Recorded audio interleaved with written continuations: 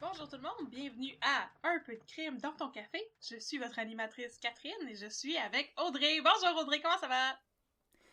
Ça va, merci. Et toi, Catherine, comment ça va? Ça va très bien. J'ai pris un mauvais moment pour mettre un snack dans ma bouche. Oh non, j'aurais dû te staller un petit peu comme oui, bonjour, ça va très bien. Cette nuit, j'ai fait un rêve tellement étrange. Oui.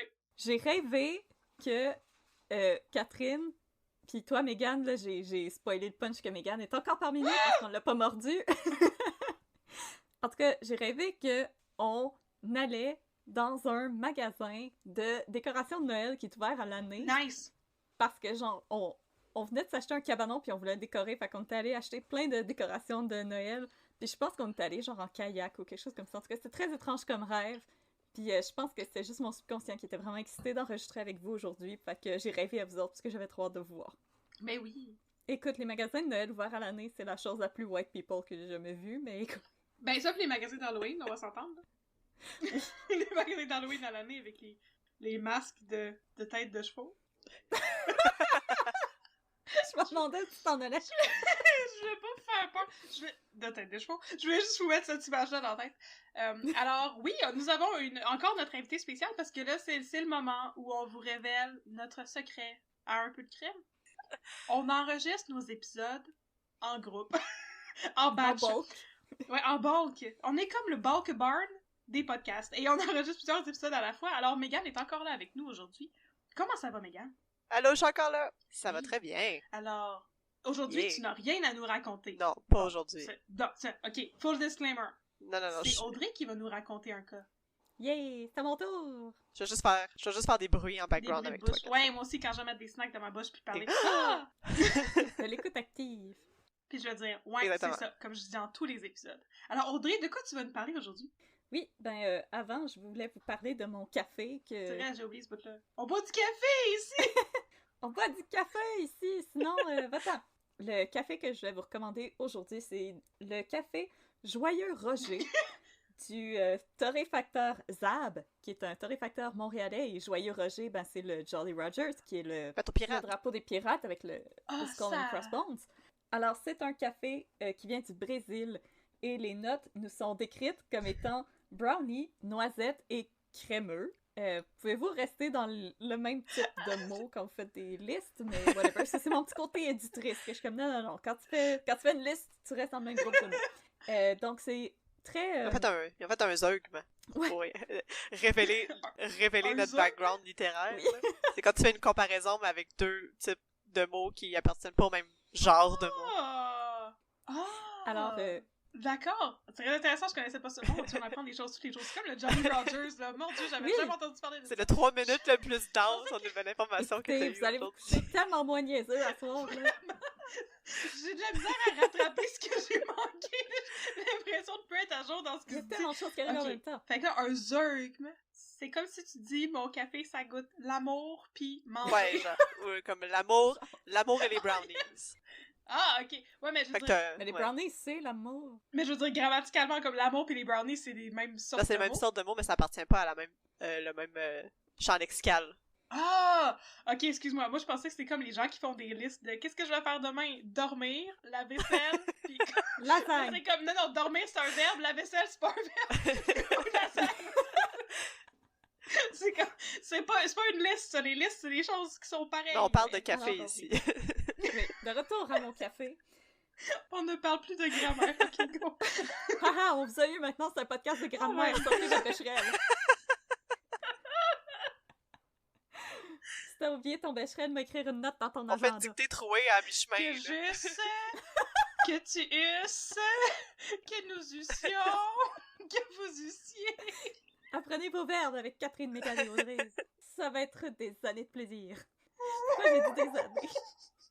Vous m'avez perdu complètement, là. Je vais rire jusqu'à la fin de l'épisode, puis j'écouterai Ok, attends, go. là, je vais vous reel back in. Alors, Mon café aujourd'hui, c'est Brésil de chez Zab, les torréfacteurs. C'est... En tout cas, c'est le café Brésil. Ça goûte bien bon, comme tous les cafés brésiliens. On a un petit goût un peu beurre, crémeux, sucré. Je vous le recommande. Et en plus, Zab font affaire avec la tatoueuse Noémie Eclipse pour leur design. Alors, le sac est particulièrement beau. Et quand j'avais terminé, j'ai franchement hésité avant de le jeter tellement je trouve que le design est beau. Alors, c'est aussi un shout-out à la tatoueuse Noémie Eclipse dont j'aime beaucoup le travail. Vous pouvez aller la suivre sur Instagram et vous pouvez aussi suivre Zab. Moi, Zab, j'ai acheté mon sac chez Aroma, qui est tout près de chez moi. Mais je pense que ça commence à être disponible quand même chez plusieurs torréfacteurs et sinon, vous pouvez toujours commander sur leur site web. Alors, c'était ma recommandation café d'aujourd'hui. Et sinon, maintenant que vous avez votre café dans les mains et qu'il est bien chaud, je peux commencer à mettre un peu de crème dans votre café. Oui! Alors aujourd'hui, je vais vous parler d'une histoire de crime assez connue. C'était une demande spéciale, alors... Wow! Qui t'a demandé ça? Mon père. Ah, c'est correct. Dans ce cas-là, ça va, c'est correct. C'est pas le cas le plus original, parce que ça a déjà été fait en film, contrairement à Claude Faneuf, qu'on disait comme « Mon Dieu, ça devrait donc être fait en film, mais là, we've got you covered, ça a déjà été fait. » Alors aujourd'hui, je vais vous parler de Manika la mitraille. Piou, piou, piou, piou, piou, piou, piou, piou, piou. Alors, vous allez pouvoir vous imaginer la belle Céline Bonnier avec le beau Roy Dupuis. Oh, le beau Roy! Oh, le beau Roy, ça c'est un homme Top en 25 or. des plus beaux hommes du Québec. Oh que oui, aux Ils côtés sont de tous Charles Lafortune. Depuis 10 ans, là. Ah oui, Au moins, minimum. Ah oui, aux côtés de Charles Lafortune et de Richard Séguin. Ce sont des abonnés. Richard Séguin! Ce sont des abonnés au top des plus beaux hommes du Québec. Alors, mes sources pour cet épisode. J'ai le livre La mafia irlandaise de Montréal par Darcy O'Connor. Un article du MTL Blog, qui était étrangement la source la plus complète sur Manika la mitraille. Alors, thumbs up à MTL Blog. Et un article de la presse de Daniel Proulx, qui commence à être un habitué de Un peu de crime, parce qu'il écrit très bien, et on aime beaucoup ses articles. Alors, je vais commencer en vous mettant un peu dans le contexte de l'époque. À la fin des années 60, la presse américaine et canadienne ont décerné à Montréal le titre peu enviable de capitale du vol de banque qualifié en Amérique du Nord. En effet, entre la fin des années 50 et tout au long des années 60, il y a eu plus de vols de banques perpétrés à Montréal que dans n'importe quelle autre ville d'Amérique du Nord. La plupart ont été perpétrés par le Western Gang de Montréal, qui est la mafia irlandaise dont on avait un petit peu parlé dans l'épisode du vol au Musée des Beaux-Arts de Montréal. Oh, ils sont toujours là, comme les Peaky Blinders. Oui! C'était l'accent irlandais de Catherine. J'aime ça, juste oi! Alors, par exemple, dans les 6 premiers mois seulement de l'année 1969, année érotique. C'est une chanson de Serge Gainsbourg. Un autre affaire que je connaissais pas. Il y en a d'autres! Hey, il en a fait des chansons, Serge. On en apprend des choses aujourd'hui. Montréal. Oui. Alors, dans les 6 premiers mois seulement de l'année 1969, Montréal allait enregistrer 51 vols de banque, dont le quart seulement allait être résolu. Pour vous donner une idée, Los Angeles, la ville qui était considérée par le FBI comme la ville américaine qui enregistrait à l'époque le plus haut taux de vols de banque, n'en avait alors enregistré que 36 et 60% d'entre eux ont été résolus. Fait qu'ils ont des meilleurs policiers. Oui, ils courent plus vite. C'est qu'on a conclu. Ou on a des meilleurs voleurs. Nous, on a des meilleurs voleurs. Nous autres, on a Roy. Nous autres, on a Roy. Alors, la différence entre les États-Unis et le Canada peut s'expliquer de 2 manières. D'abord, les braqueurs de banque montréalais sont pas mal mieux organisés que leurs compétiteurs américains. Et au Canada, plus particulièrement au Québec, un braqueur de banque qui est reconnu coupable va recevoir habituellement une sentence qui est située entre 5 à 7 ans de prison ferme, tandis que pour la même infraction aux États-Unis, la peine va s'élever entre 10 à 20 ans. Mais là, connaissant le système pénal aux États-Unis, moi je pense que c'est pas une mauvaise chose pour le Canada qu'on les envoie en prison un petit peu moins longtemps. Alors, la majorité des braqueurs de banque sont des récidivistes, voire carrément des habitués qui se remettent au boulot dès qu'ils sont sortis de prison. Mais tu sais, quand t'as compris comment le faire une fois, tu sais, qu'est-ce que t'es censé faire avec toutes ces connaissances-là? Tu prends un break de 5-6 ans en prison, puis après tu recommences. Ben ouais. Puis tu deviens ami avec les gardiens, puis tu dis garde ma soupe chaude, je reviens tout à l'heure.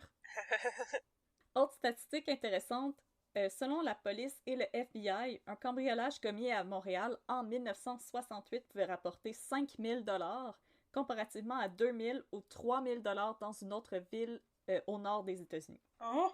Oh, oh! On avait le cash! Oh, beaucoup de cash à se faire dans les banques à Ouais. l'époque. La majorité de ces vols, ils ont été commis par des hommes. Parmi eux, on retrouve les célèbres Cagoules Rouges, Georges Lemay ou même Richard Blas.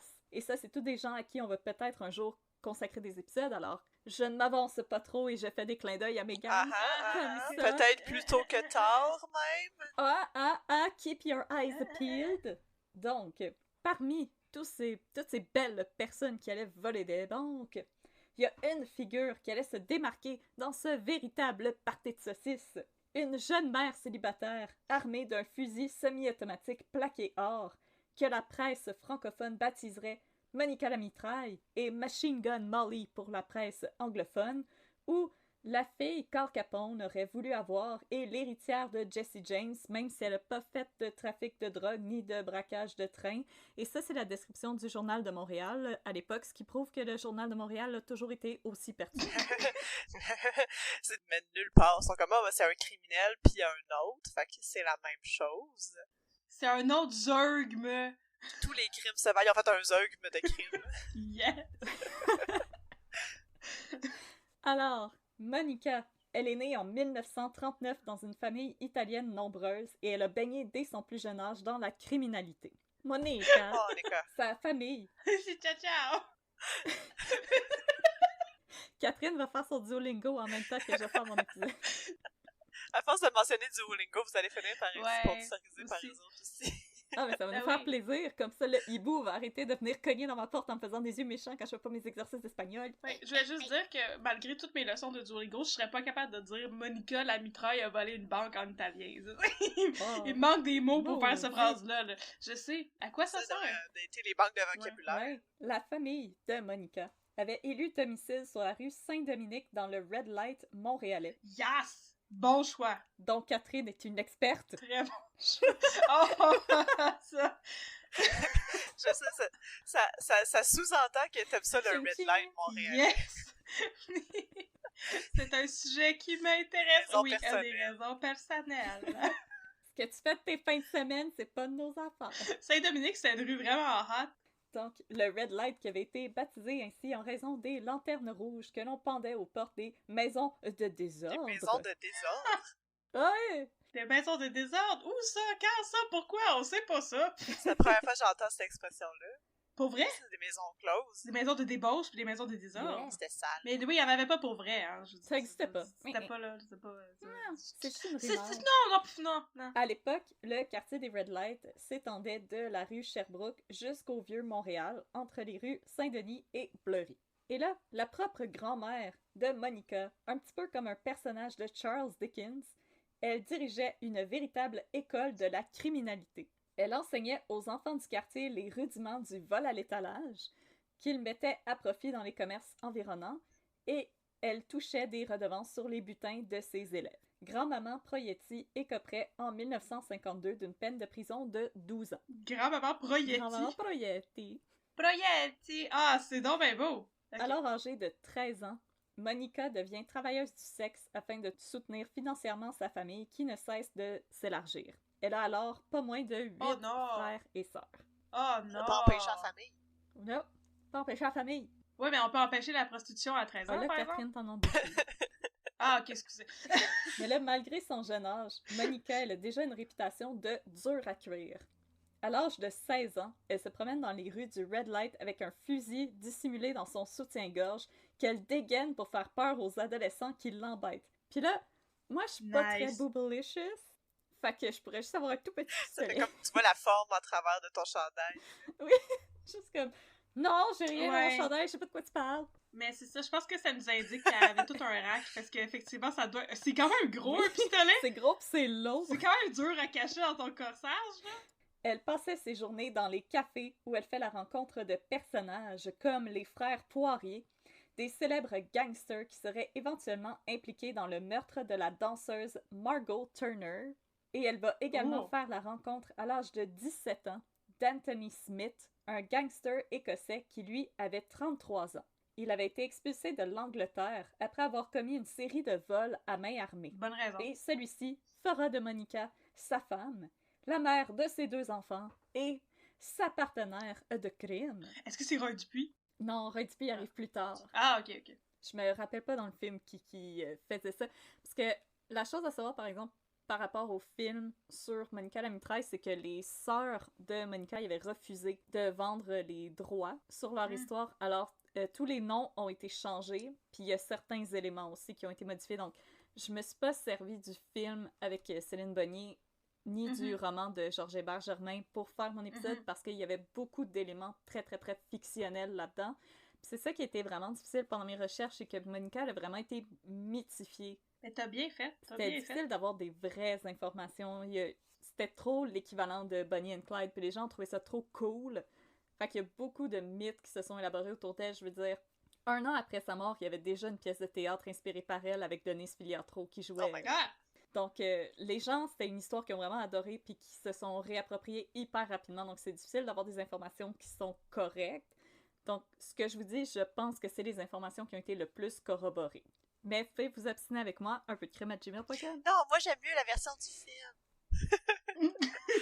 Roy Dupuis Comment est oses-tu sexy. nous dire la vérité? Ou qu'est-ce qui se rapproche le plus de la vérité? Ouais. Toute la vérité. Comment oses-tu faire des recherches quand les films nous offrent la vérité toute crue dans le bec? Alors, elle devient la partenaire de crime de son mari qui est 16 ans plus vieux qu'elle. Yark! Par contre, ceux-ci, ils ne feront pas long feu à titre de Bonnie and Clyde montréalais parce que le couple va être arrêté en 1962 après avoir cambriolé le Café Paloma, qui n'existe plus, mais il y a un... Oh non, pas le Café Paloma. Ça n'existe plus, mais il y a un restaurant Paloma près de chez moi, mais je sais que c'est pas du tout la même chose, c'est la cuisine des Antilles. Le Café Paloma, il me semble que c'était un hotspot de recrutement pour les prostituées du Red Light. Je pense aussi. Yes. Les madames du Red Light aimaient beaucoup aller manger là-bas. Fait que là, tu pouvais être une jeune fille, puis rentrer dans le café, puis tu vois une madame, puis tu vas la voir, puis tu dis bonjour, j'aimerais ça travailler chez vous. C'est comme ça que ça se passait, le recrutement. C'est donc bien facile C'est à cool, avoir hein? une job. Ça sert à quelque chose faire des recherches sur le Red Light. Je peux vous en parler dans notre podcast. Des heures de plaisir. Littéralement. Voilà. Littéralement. C'est la fin de mes anecdotes sur le Red Light. Vous avez pas l'air d'aimer ça, je vous en donnerai plus. On Fini. les aime. C'est une blague. Je suis pas fâchée, je suis jamais fâchée. On t'aime, Catherine. Oui. Café Paloma. Anthony Smith, à cause du crime, va être déporté dans son Écosse natale. Ben oui, retourne chez vous aussi. Retourne chez vous, va souffler dans une cornemuse puis porter des jupes pas de bobettes. Yee! Faire des danses Iraniennes. En passant, les Écossais qui nous écoutent, on vous aime. Oui, aussi. On peut pas faire votre accent comme on peut pas faire l'accent des Irlandais non plus, fait qu'on essaiera pas. Par respect pour l'Écosse, on fera pas votre accent. De respect, on n'a pas Non, pour les autres. mangez de la Non. chenaille. Un jour, on va parler de l'Australie, puis on va dire « Good day, Mike! » Put some shrimp on the barbie! Mais ce jour n'est pas arrivé. Mais expect it, people! Expect it! Non, on va chercher. Peut-être que Claude Faneuf était en Australie, puis on va pas en parler à cause de ça. Alors, Smith est déporté et Monica se retrouve seule pour s'occuper de leurs 2 enfants en bas âge. Ah, ça, c'est À moins l'époque, les articles ne sont pas très tendres à l'endroit de Monica. Le Petit Journal de Montréal, donc I guess le Journal de Montréal maintenant, ironise. Ben, c'est comme j'en ai lu des articles, c'est comme un genre de journal à potin. Ouais, un peu. Alors, Le Petit Journal le de Petit Montréal. le Journal Petit de Journal. Montréal. Comme, Nice. il était On tout aime ça, les petit, là, journaux puis là, tu tenais dans tes mains, puis t'étais comme... Oui. Mais c'était comme un peu, c'est comme une notice de 7 jours, mais pour les faits divers, là, si on veut. Nice. Alors, La semaine. C'est la bonne. mais avec juste des affaires de crime dedans. Bonne semaine. Le Petit Journal de Montréal ironise et dit « Que peut faire une pauvre femme laissée seule avec 2 enfants? Tout le monde le sait, on se dépêche d'aller acheter une mitraillette. C'est ça. » Puis moi, je dis « Mets-toi de tes affaires. » On dirait que ça va faire un witty remark, mais en même temps, c'est Non. pas drôle. Mais là, Non, moi, je pense qu'à un peu de crime dans ton café, on peut surtout avoir de la compassion pour Monica, puis en profiter pour questionner un petit peu la responsabilité de la ville de Montréal dans la descente dans la criminalité de Monica, parce qu'à l'époque, Monica n'avait pas juste perdu son mari, Elle a aussi perdu une bonne partie de sa famille dans une tragédie qui aurait facilement pu être évitée. Oh my god, c'est quoi? Le matin du 3 février 1958, il y a un incendie qui se déclare au 1662 de la rue Sainte-Élisabeth pendant que Romeo Proietti, le père de Monica, est en route pour le travail. Non! Une fournaise à huile avait explosé et le feu Oh se non. répandait rapidement à travers les unités des premiers, deuxième et troisième étages. Oh non! Alerté par la police, Romeo va devoir assister impuissant au carnage qui allait coûter la vie à la mère, ainsi qu'à Giovanni, 6 ans, Ginette, 4 ans, Marcello, 8 ans, et Michel, un bambin de 8 mois à Oh peine. non, c'est donc bien triste. Mon Dieu, c'est épouvantable. Donc, ayant déjà emménagé avec Anthony Smith à l'époque, Monica s'est sortie indemne de l'incendie. Puis là, c'est là qu'il commence à y avoir des informations différentes. Il y a des articles qui disent que Monica a essayé d'aller dans l'incendie sauver ses frères et sœurs. Puis il y en a d'autres qui disent que la mère n'est pas décédée dans l'incendie, mais qu'elle aurait été plongée dans un coma. J'ai pas vraiment été capable de trouver de confirmation là-dessus, donc je vais pas trop m'aventurer. Par contre, on peut parler de la responsabilité de la Ville de Montréal dans l'incendie, parce que le building avait été acheté par la Ville pour être démoli pour construire des immeubles à logement à moindre coût, qui sont maintenant les habitations Jeanne Mance, qui sont encore parmi nous aujourd'hui. Puisqu'on avait prévu de démolir le tout, le bâtiment était entièrement dénué de protocole en cas d'incendie et il n'y avait aucune sortie de secours qui permettait une évacuation rapide en cas d'incident. C'est donc bien trash. Ils sont comment, laisse-les brûler. Oui, parce que Ben, c'était un voyons quartier donc. très pauvre, alors whatever ce qui arrivera, arrivera, puis même si ça brûle avant qu'on aille à le démolir puis à payer pour le démolir, ben tant mieux. Mais là, je veux pas dire tes méchancetés, là, mais ça, c'est comme du niveau de Jared Kushner. Ouais, là. ouais. Oui, C'est pas super génial, Ville de Montréal. on peut bitcher Jared Kushner à un peu de crime dans ton café. Est-ce que tu penses qu'il nous écoute? On peut dire du mal sur son compte. Mais non, c'est vraiment irresponsable comme pratique, là. Ah oui, puis ben c'est sûr qu'à l'époque aussi, il devait y avoir un petit peu moins d'inspection, etc., là, mais Ouais. quand même, un escalier en arrière, ça sauve des vies, gang. Ah ouais, c'est comme c'est de la négligence qui était pas nécessaire. Non, c'était de la négligence Non. Puis là, criminelle. c'était comme. Ils sont comme, ah, ben, laissez-les mourir, c'est vraiment pas si grave que ça. Voyons donc. C'est très grave. Il y avait quelqu'un qui s'appelait Ginette. Oui. Le Ma mère bébé s'appelait Ginette. Michel. Le bébé s'appelait Michel. Alors, Monica, elle est laissée à elle-même pour s'occuper de ses 2 jeunes enfants. Elle allait bientôt devoir reprendre du service dans le domaine de la criminalité. Yes. Son nouvel amant, Viateur Tessier, dont le nom sonne plus comme une intersection que le nom d'une actuelle personne. Je vais te rencontrer au coin de Viateur pis Tessier, ok? Je suis là. Pis Tessier, Hein? ouais. 2 heures, c'est correct? Donc, Viateur Tessier, c'est un voleur de banque chevronné Nice. qui va lui enseigner les rudiments du métier parce que jusqu'à ce point-là, Monica, avec Anthony Smith, elle braquait surtout des cafés, pas des banques. Mais- Comme dans Pulp Fiction. Exact. Oui, c'est ça. But that's where the money is. Les banques. Hey. Faut upgrader un petit peu. Yes. Alors, le duo formé par Monica et Viateur est assez efficace. Si Viateur, c'est les muscles de l'opération, Monica, c'est le cerveau. Leur entreprise va cependant prendre fin de manière abrupte quand Viateur va se faire pogner et envoyer en prison pour 15 ans et ne passera pas le go et ne réclamera pas 20$. Il a pas fait long feu, Viateur non plus? Non, Viateur, je pense que dans le film, c'est Patrick Huard. Je pense. Les gens que c'est leur film préféré, vous pouvez nous écrire pour vous obstiner. Y a-tu des gens que c'est leur film préféré? Je pense. Il y en a peut-être, il y en Non, a mais c'est peut-être sûr qu'il y en a. peut-être C'est très un. possible. Mais le père de Monica, c'est Marc Labrèche. Moi, je suis offended par le fait qu'il y a personne là-dedans qui est une vraie personne italienne. Je trouve ça, je trouve ça vraiment particulier comme, Ben oui, comme idée de c'est casting. la- Il s'appelait Romeo naturel, Proietti. Puis c'est Marc Labrèche. Je comprends pas votre tout. Ouais. C'est de l'appropriation culturelle. Mais je l'aime, Marc Labrèche, il peut Ah, faire il peut tout faire ce tout qu'il ce veut. qu'il veut.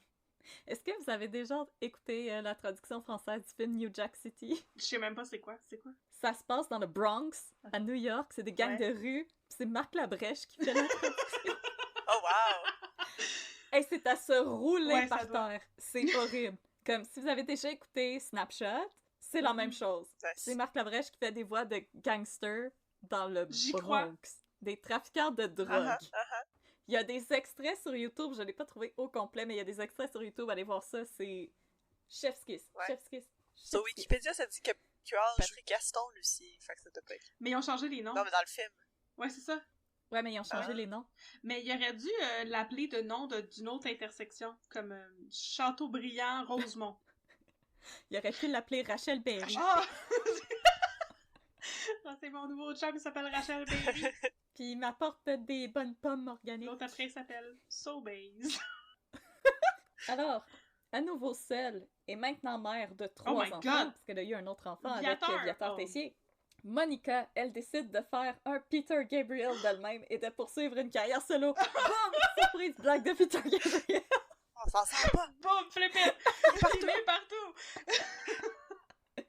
Alors, elle laisse ses enfants chez sa sœur à Repentigny et Monica commence à lentement réintégrer le monde de la criminalité en commençant tout en bas de l'échelle en servant de getaway driver comme Ryan Gosling dans Puis Drive. aussi Baby Driver, dans Baby Driver. C'est un rôle non négligeable. Oh non, c'est la personne la plus C'est le importante. plus important. T'as pas de getaway driver, où est-ce que tu T'es vas? pogné C'est là, ça. la police arrive, t'es fait, that's it. Ouais. Je considère pas que c'est en bas de l'échelle, ça. Je considère que c'est le rôle. C'est en bas de le l'échelle plus parce que c'est eux crucial. qui tiennent l'échelle. Tu veux pas que la personne a stage. Attention! Si tu veux te débarrasser de tes conspirateurs, tu shakes l'échelle puis tu t'en vas. Ouais. Alors, Monica, elle servait de Ryan Gosling aux amis et connaissances de Viateur Tessier qu'elle rencontrait à l'American Spaghetti House et au St. John's, le repère des durs, si j'en crois à Daniel Proulx dans la presse. Fait que là, c'est comme le bar là, dans Bob l'éponge là, qu'il faut que tu prouves que t'es tough pour pouvoir rentrer. Ah, là. ouais. Là, fait que là, elle pète des bouteilles de bière dans Pas le toujours salon. avec des bulles. Ok, mais c'est quoi le American Spaghetti House? L'American Spaghetti House et le C'est St. John's. Maison de spaghetti. C'est pas. Moi, je veux c'est la pas maison même du chose. spaghetti dans le Vieux-Port. J'espère que c'est ça. Alors, j'imagine qu'elle se pétait des bouteilles de bière dans le front pour pouvoir rentrer. Ah! C'est comme ça que tu prouves que t'es Hey, tough. tough. Rapidement, Monica va impressionner ses collègues du milieu par sa force de caractère, ses nerfs d'acier et sa capacité à demeurer parfaitement calme pendant les braquages de banque, et ce, sans l'aide de l'alcool ou autre drogue. Peut-être qu'elle était juste dead inside pis ça y dérangeait plus. Ben, avec tout ce qu'elle a vécu à date, Ouais. je comprendrais. Là. Non, c'est ça. Mais en même temps, Don't tu sais, care. ton getaway driver, j'aimerais ça qu'il soit pas sous. Hey, aussi, ouais, mais c'est les années 60. Tu pouvais Tout le monde comme était sous. rouler Ouais. n'importe où avec une quille de bière entre tes cuisses pis c'était OK. Puis la police était comme, C'est comme. T'as juste c'est correct! pour moi aussi?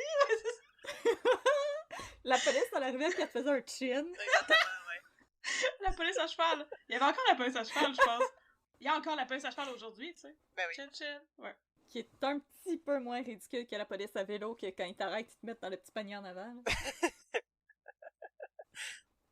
Ou le petit sidecar là, pour les enfants. Oh, C'est full le fun, les petits sidecars. Là, ils zippent, Oh là, t'es comme... oui! Oh, ça c'est cute. Pendant les 2 ans qu'ont duré sa carrière de braqueuse de banque, Monica allait devenir une véritable sensation dans les médias. La baptisant Monica la mitraille ou Machine Gun Molly, Monica n'a par contre jamais abattu ni blessé gravement quelqu'un avec une arme à feu pendant ses cambriolages. Ça c'est le fun. Tout le monde était Eh. correct. Même si elle était devenue une sorte de vedette locale, Monica parvenait à s'échapper à la police grâce à des déguisements. Au moment de cambrioler des banques, celle-ci portait des complets et des perruques qui lui donnaient une silhouette assez masculine. Une fois qu'elle s'était enfuie avec son butin, elle enlevait ses soutes et mettait des jolies robes élégantes avec des talons Ça hauts. fait très film d'espion, là. C'est juste comme. Ouais. Ouais. Fait que la police, ben eux, ils pensent que Clark Kent pis Superman, c'est Ils sont deux comme, personnes. ah, c'est qui cette Ouais. jeune femme en robe de soirée? C'est pas le monsieur là-bas avec une perruque. Une perruque grise. Oui, c'est ça. C'est Claude Fenet avec sa moumoute blonde. C'était Claude Faneuf. Clic, clic, clic, clic, clic, clic. Ouais, oui. C'est les mêmes années, en C'est plus. vrai. En tant qu'une des voleuses de banque les plus célèbres et les plus accomplies, Monica a volé pour environ 100 000 $ de 20 institutions bancaires différentes à travers Montréal. Aujourd'hui, le montant s'élèverait à environ 650 000 $. Pas pire, pas pire, Pas pire, pas pas pire. pire. Cependant, c'est en septembre 1967 que Monica va décider qu'elle en a assez de vivre cachée et souhaite offrir une vie un peu plus rangée à ses enfants. Mhm. C'est avec son amant du moment, Gérard Lelièvre. Voyons. Ok. Et ça, c'est Roy Dupuis! Ah! Gérard le lapin. Alors, Gérard Lelièvre et Robert, le frère de Gérard, elle va planifier un dernier vol de banque dont les fonds allaient lui servir à se sauver en Floride. Tout se passe en Floride. Comme le Yakuta de Claude Fanel. Tout se passe en c'est- Floride. It's Ouais. the place Mais to be. Pour les criminels en cavale, c'était la bonne place. Mais vraiment! It's got everything. Des petits flamants roses en Des plastique, des alligators et du racisme. Yeah, yeah, yeah. Yes! Et des terrains de golf pis des hold-up au McDo! Le destin allait cependant décider autrement. Non! Non! Non! Arrête, destin! Excusez, là. Je réagis fort, je suis invested dans cette histoire. Un side note. Oui. Dis donc pas que c'est ton dernier heist. Parce que Bonnie and Clyde aussi, c'était supposé être leur dernier heist. C'est toujours quand c'est ton dernier que ça marchera pas. Fait que dis que c'est l'avant-dernier. Ah, c'est Prévois-en un autre, Ouais. puis fais-le Trick juste le jamais. destin. Ouais. Mets-le sur la glace. Comme trick le destin, puis là, le destin va être comme « Ah non, j'ai été naïf! Bonnie and Clyde, c'est terrible comme histoire. En tout cas, oui. Oui. Alors, le 19 septembre 1967, Mhm. Monica, Gérard et Robert, armés et encagoulés, font éruption dans la caisse populaire de Saint-Vital dans Montréal-Nord. Ils vont s'emparer du contenu de 3 caisses. Le butin s'élève à 3000 $. Le trio s'enfuit à bord d'une Chrysler avec 2 autopatrouilles à leur trousse. Oh! Parce qu'on est à Montréal, les bandits sont forcés de s'arrêter à l'intersection des rues Fleury et des Récollets à cause des travaux sur la chaussée. Ah non! Oh!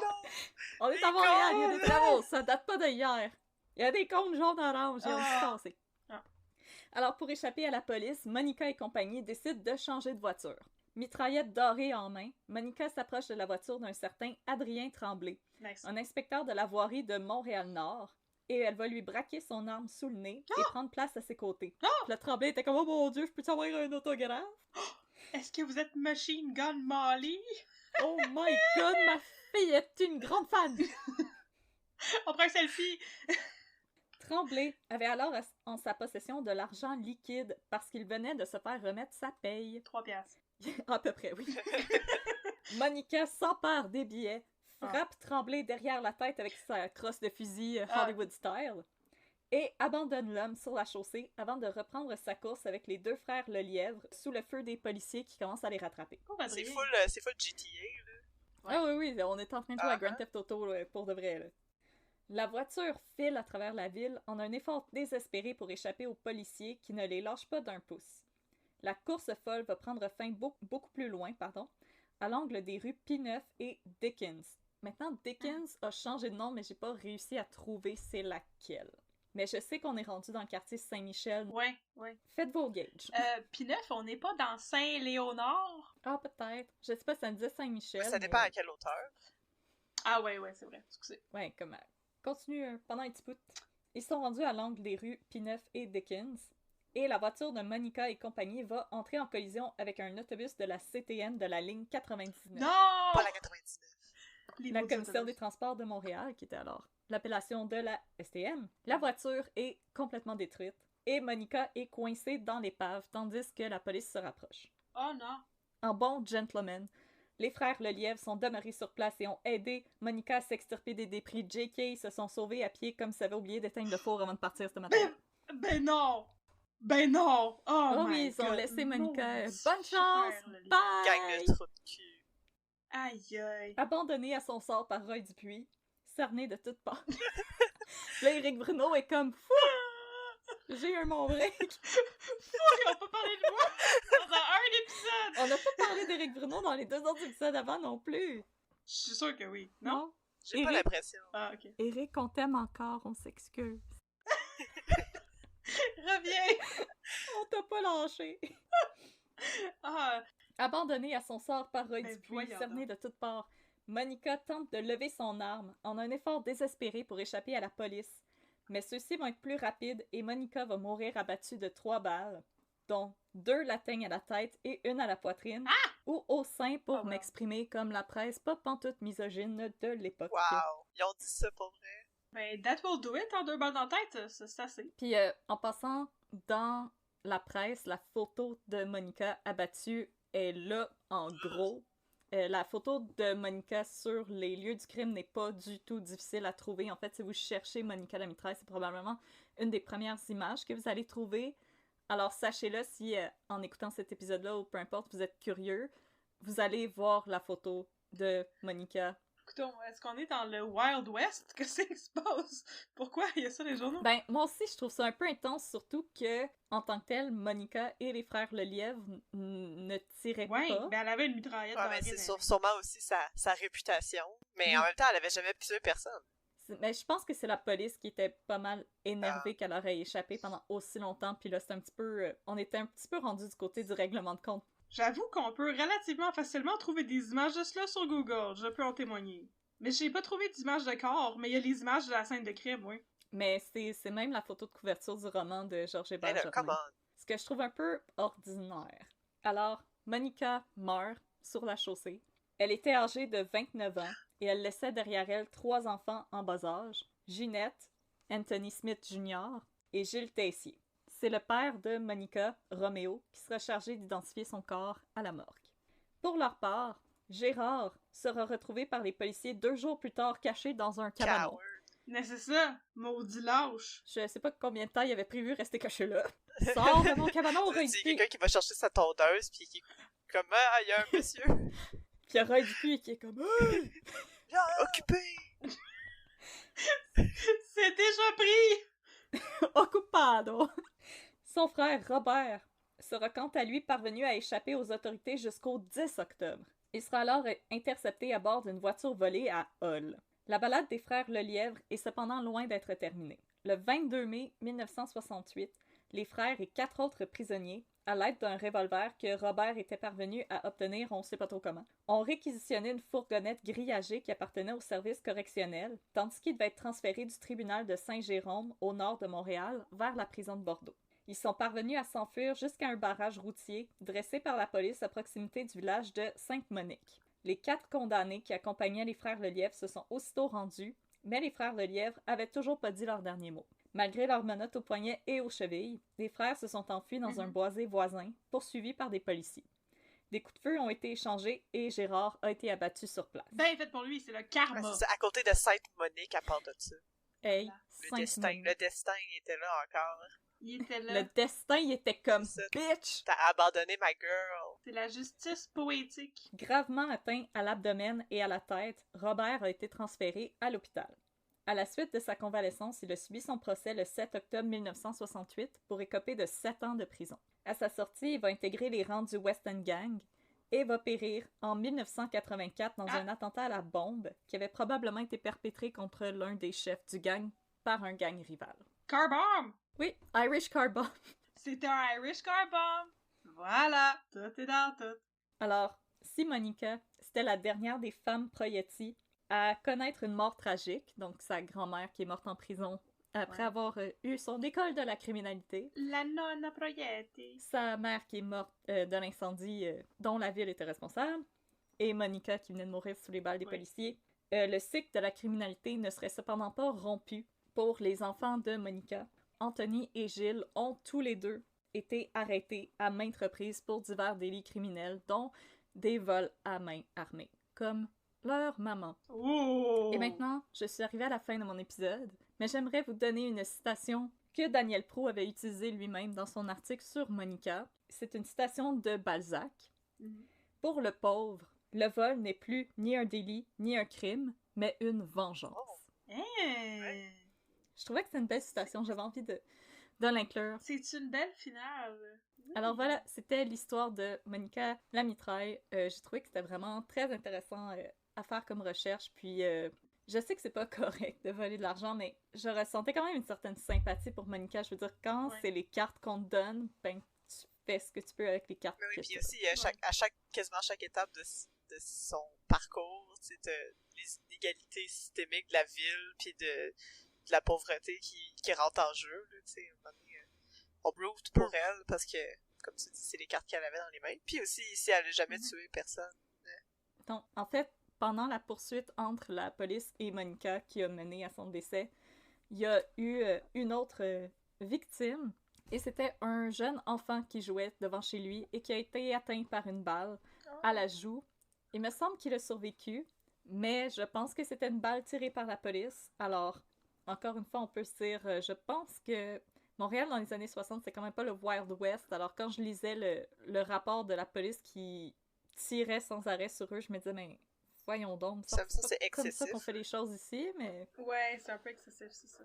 Alors voilà, Oh. c'était l'histoire de Monica la mitraille, revue et corrigée par Daniel Prou de la presse. Oh, et ensuite revu et corrigé par toi. Et par vous, Et par par- votre... Ah, Ouais. wow. par nos jokes. Ah, Et les yes. récits Alors, collectifs. merci beaucoup, Audrey, pour ce récit collectif. Oui, ce récit collectif, Fait effectivement. plaisir. Mhm. Ça a été un très beau cas. Moi, je pensais qu'il y allait en avoir bien plus à raconter sur Monica la mitraille, mais là, apparemment, elle est morte vraiment jeune. Je ne savais pas ça. Parce que, c'est ça, j'ai pas vu le film avec Rod. Moi non plus. Je l'aime pas tant que ça, Rod Dupuis, ok? C'est dit maintenant. Fait que j'ai jamais vu ce film-là. Je savais pas quand est-ce qu'elle mourrait. Et elle est morte vraiment jeune. Pour elle. C'est effectivement très tragique. Alors, merci beaucoup, Audrey, pour ce cas. Ça fait plaisir. Alors, si vous avez déjà volé une banque, chers auditeurs, chères auditrices, Gardez dites-nous ça pour le vous. pas. Ouais, gardez ça pour vous. C'est un poids trop lourd à porter. Sinon, comme on l'a dit dans l'épisode précédent, vous pouvez toujours contacter le 911 quand vous avez besoin de la police. C'est le numéro auquel rejoindre la police. Et sinon, Si vous avez été victime d'un vol puisque vous travaillez Ouais. dans une banque, appelez le 911 puisque Catherine et moi, on va juste se partager du hot tea. Ouais, c'est juste ça qu'on fait. Mais vous pouvez nous écrire si vous avez des choses à nous raconter ou des cas à nous suggérer. Vous pouvez nous écrire à unpeudecrime@gmail.com. On a déjà eu des suggestions qui sont rentrées. Et moi, je suis en train de préparer un cas qui nous a été suggéré par une auditrice. Fait on vous remercie pour ça. On les tient en compte. Ça nous fait chaud au cœur d'avoir de vos nouvelles. Alors écrivez-nous. Sinon, vous pouvez nous suivre sur les réseaux sociaux. Nous sommes sur Facebook, @unpeudecrim, et sur Instagram, @unpeudecrim dans ton café. Et nous vous invitons à joindre notre belle communauté de fans. C'est tout! Merci tout le monde! Merci. Merci tout le monde d'avoir été là. Oui, merci chers auditeurs, chères auditrices. Et on se retrouve la semaine prochaine. Volez pas de banque, s'il vous plaît! Non, c'est ça.